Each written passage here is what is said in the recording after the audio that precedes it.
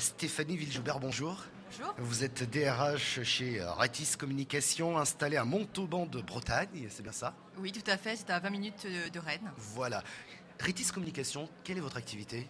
Donc nous installons et nous maintenons en fait des réseaux informatiques, donc câblage, cœur de réseau, également des solutions de communication unifiée, donc des systèmes de visioconférence, de téléphonie sur Internet ou de travail collaboratif. Ouais, et c'est pas une petite PME, 130 personnes tout de même. 140 maintenant. 140, ça va plus vite que mes notes. Alors le chiffre d'affaires, 22,5 millions d'euros, vous allez me dire plus. Oui, un petit peu plus aussi, mais Tout va effectivement une PME en croissance. Ce qui est surprenant, excusez-moi cette question de parisien, mais je l'assume d'autant que je viens de province. Pourquoi Montauban de Bretagne pour votre entreprise? Alors, je vais vous répondre facilement parce que moi je suis parisienne et je suis à Montauban de Bretagne, donc l'inverse. Montauban de Bretagne, en fait, puisque c'est sur un axe important, en fait, juste à côté de Rennes, et sur l'axe Rennes-Saint-Brieuc, donc pas très loin de la mer également, Ouais. et dans une zone quand même assez dynamique, en plein cœur d'un pôle de compétitivité, qui est le pôle compétitivité images et réseaux. Donc nous sommes aussi entourés d'entreprises dans notre secteur, ce qui crée vraiment une dynamique et également une proximité par rapport aux écoles d'ingénieurs. Ouais. Donc il y a vraiment un travail en partenariat entre l'entreprise et son microcosme. Voilà. Et en plus, il y a un cadre agréable. Vous êtes, c'est pas la première année que vous êtes sur ce salon, ce qui veut dire que vous procédez à des recrutements ici. C'est ici une bonne manière pour vous de recruter des talents, parce que je crois que vous recherchez des ingénieurs essentiellement, c'est ça? Alors, les profils recherchés sont divers. Ils peuvent être de l'ordre du commerce, de la technique, également des fonctions support, achat, RH également. Donc, ce qui nous vaut la présence en fait au sein de Provo Emploi, c'est d'une part le fait que nous ayons déjà recruté sur le salon. Donc c'est vrai que c'est aussi une source importante en termes de recrutement.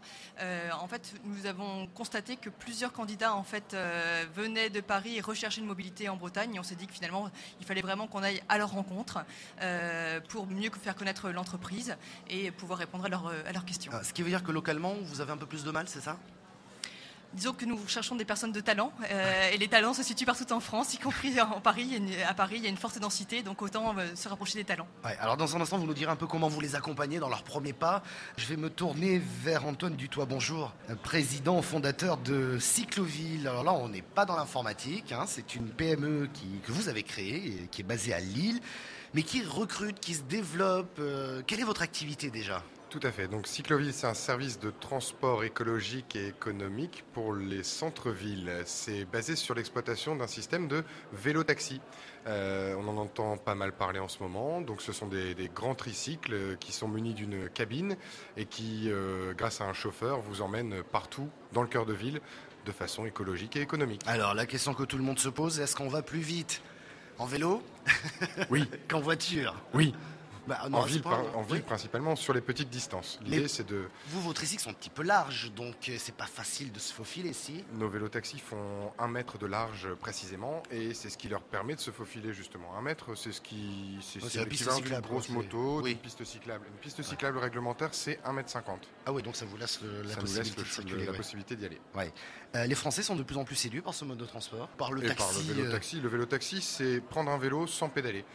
On est à l'arrière, on est sur la banquette, on peut avoir quelques courses, un attaché-caisse ou être en costume cravate et du coup pouvoir se déplacer facilement en cœur de ville sans pour autant arriver avec peut-être en transpirant un petit peu, en ayant fait un effort à vélo. Ouais. Alors aujourd'hui, tout a commencé à Lille, vous êtes dans les villes moyennes en France, Oui. un peu partout, hein, il faut dire ce qui est. Si vous êtes ici, c'est quoi? C'est un coup d'accélérateur dans le développement de l'entreprise? C'est un coup d'accélérateur parce que en 3 ans, on s'est installé dans une dizaine de villes et aujourd'hui, le fait que le concept prenne réellement, que effectivement nos partenaires nous font confiance, eh bien on cherche à continuer notre déploiement et à aller sur des villes plus stratégiques ou plus importantes effectivement, telles que Strasbourg, Toulouse, Nice, et des grandes agglomérations en général. Un développement en nom propre, sous franchise, comment vous voyez un petit peu cette feuille de route là? Aujourd'hui, on a un site en nom propre qui est le site lillois et puis tous les autres sites sont des franchisés. Le prochain site en nom propre par rapport à la stratégie qu'on a mis en place sera Paris.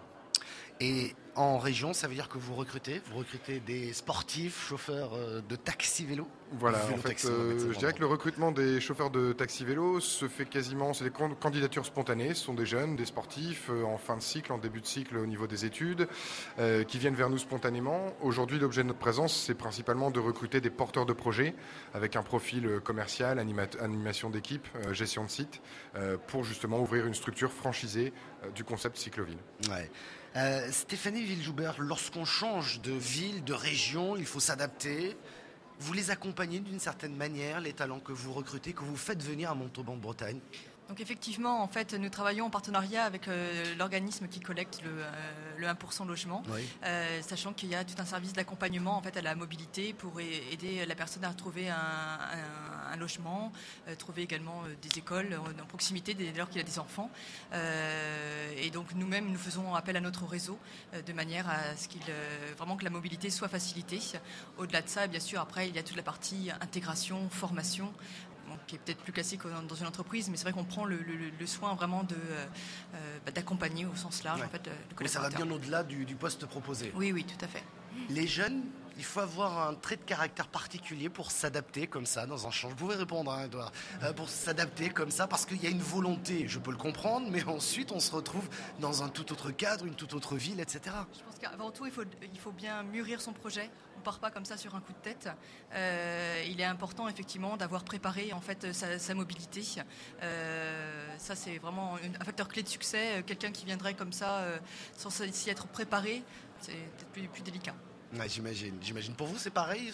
Quand vous recrutez localement en ouvrant des franchises? Aujourd'hui, les personnes qui font appel à nous sont en général des porteurs de projets qui habitent dans une ville et qui veulent développer ce système de vélo-taxi dans leur ville. Là, aujourd'hui, nous, on vient chercher des Parisiens, des personnes qui souhaitent changer de vie et qui voudraient s'installer dans des villes que nous, on souhaite équiper également.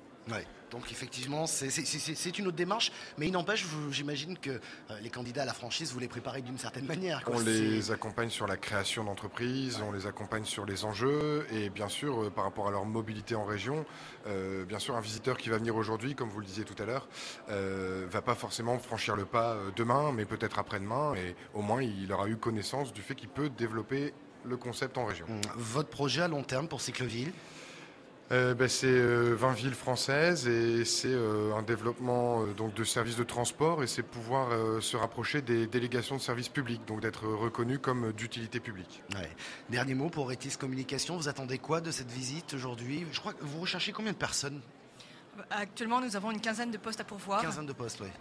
Donc vraiment tout profil, hein, commerce, responsable d'équipe, technique. Merci beaucoup de votre visite. Merci. Et bien entendu, on laissera vos coordonnées sur le blog et sur la page de Business Club de France.fr. C'est en un seul mot. Dans un instant, on parle des reprises d'entreprise. À tout de suite. Business Club de France, le magazine des entreprises qui font bouger la France. Michel Picot sur BFM Business.